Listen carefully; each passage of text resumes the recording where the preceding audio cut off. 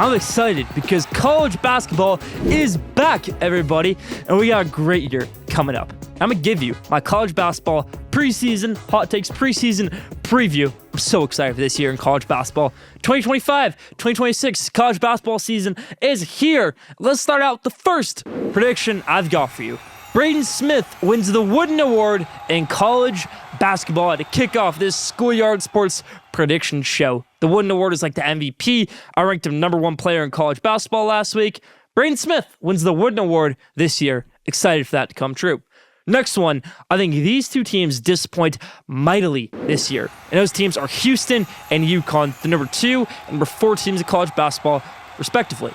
Houston, I think it was a great team last year. You had LJ Cryer, you had a few other guys, and it all came together. But I don't really see any shot makers on Houston this year. I see Milos Uzan, but I don't think he could play point guard. I think Pop Isaacs has been great for this team, but he decided to transfer here and then not transfer here after Milos Uzan decided to come back after going to the NBA for a minute. Combine. So I think for Houston basketball, you don't have that point guard playmaker this year like you did with Jamal Shed, like you did with Quentin Grimes, like you did with LJ Cryer. I don't see that this year with Houston, so I don't think that they have a good year. I think that they might still make the tournament, but I wouldn't expect them to be a top 4 seed this year, even though they are the preseason #2 team in the country. Next one, for UConn, I think they disappoint because I just don't see a difference in their roster from this year to last year. You might think so, but I mean, the gains they've added don't really outweigh the losses. Losing Liam McNeely is a big loss to them. That guy was a first-round pick. He was their best player last year. Alex Caravan is pretty overrated in my opinion. You still don't have a point guard like Tristan Newton. I mean, I don't know what you see with UConn this year. Terrace Reed is the center. He's 6'9". I know him as a Michigan fan. He wasn't that good there. He's not that good at UConn. Dan Hurley's going to have another rough year in college basketball. I think he's a great head coach, but I just don't see them having a good year. I think they have another down year. They probably make the tournament, but on another down year. UConn has a down year, and Houston disappoints. So #2 and #4 preseason don't have good years. Next one, this team exceeds expectations and ends up in the top 10 by March, and that's Gonzaga. Gonzaga got some great news this week. Tyon Grant Foster, their transfer from Grand Canyon, was ruled eligible this week to play for them. Mark Few, he's got a great squad lined up for this year. I'm excited to watch Gonzaga basketball. Braden Huff, good player to watch for them too. Graham Ike. I like Gonzaga this year, and I really do think that they make Sweet 16, maybe a deep run in that NCAA tournament, and end up top 10 after going undefeated in conference play. Next one, Michigan State fails mightily, and I mean, I think they might miss the NCAA tournament at this point. I think they struggle so much in the Big Ten this year because Michigan State last year was a really good team. Trace Richardson, Xavier Booker, Cohen Carr, Trey Holloman. Of all those guys I mentioned, Cohen Carr is the only one still there.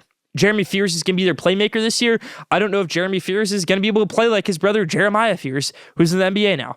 I don't think Jeremy Fears and Michigan State get it going. I don't think Michigan State is a good year. I think Tom Izzo expects a down year, and they get a down year. I'm going to say Michigan State misses the NCAA tournament this year. Next one, I think these two college basketball blue bloods return to the top of college basketball, or at least to competitive play, and that's Indiana and Georgetown. Indiana, I think, could be a top 10 team also by the end of the year. You got transfer guard Sam Houston State, Lamar Wilkerson, who averaged 25 points last year. I think he could do great things in the Big Ten. You have Darian DeVries as your head coach now. His son, Tucker DeVries, is a really good player. I'm excited to watch Indiana basketball this year. Darian DeVries as the head coach. And then for the other team, Georgetown, Ed Cooley finally has his guys going. They played Kentucky in a scrimmage the other night on the road. They beat them. Kentucky is supposed to be one of the best teams in the country this year. Georgetown basketball on the up and up. So is Indiana. I think they both have great years and end up in the top 25 for the first time in a long time for those programs. Next one, and this is a big one. Hubert Davis gets fired. Either it's midseason or at the end of the season. I think Hubert Davis gets fired. I don't think he built together a good roster this year. Last year was a disappointment. The year before, they were a great team.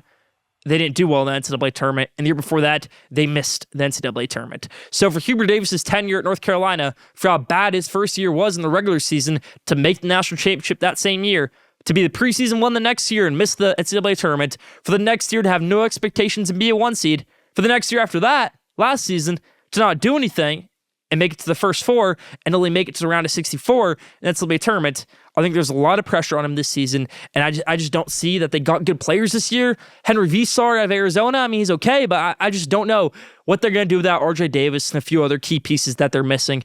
North Carolina does not have a good year, and Hubert Davis gets fired in my opinion.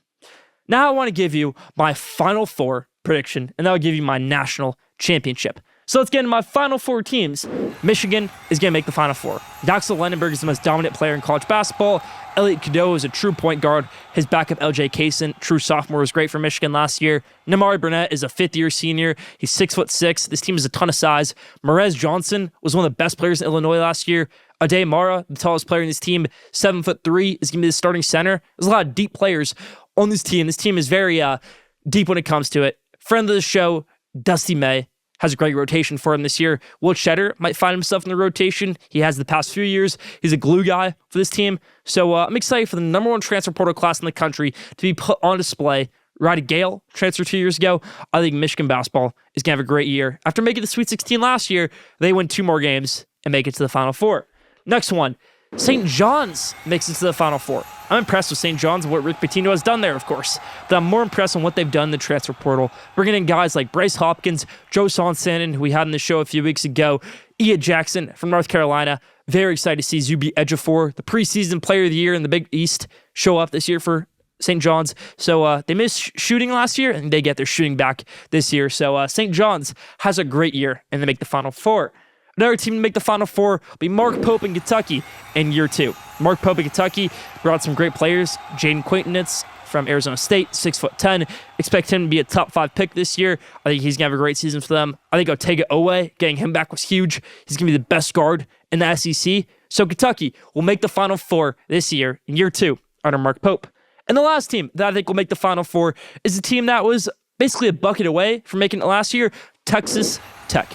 The only piece they lost from last year was Darian Williams, who's at North Carolina State now. But you brought back J.T. Toppin. You brought back Christian Anderson, point guard. So I'm very excited to see that duo back in action. Grant McCaslin will find himself in Indianapolis with his Red Raiders in April. Now, who is going to win the national championship in college basketball? You may call me a homer because I'm a Michigan fan, but I gave you all that analysis on that squad. I think the Michigan Wolverines, it's too good of an opportunity for them this year. They win the national championship.